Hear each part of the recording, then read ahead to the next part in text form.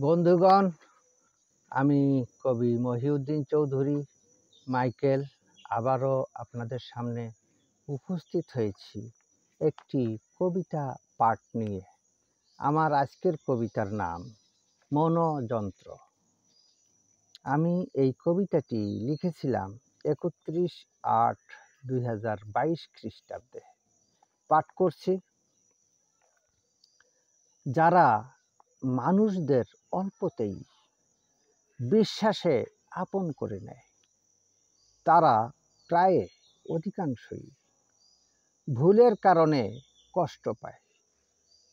মন পরিমাপের যন্ত্র নেই, নেই মন মাপার সু উপায়।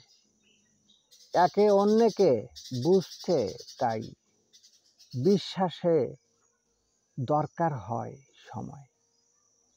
মহাগতিশীল ওই মনোযন্ত্র, নিয়ন্ত্রণে বিফল মন্ত্রতন্ত্র।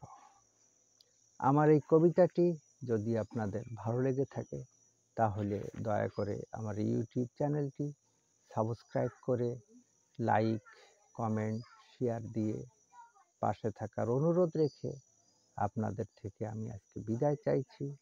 সবাইকে শুভেচ্ছা, শুভকামনা, অবিরাম অন্তহীন নিরন্তর পথ চলা। ধন্যবাদ।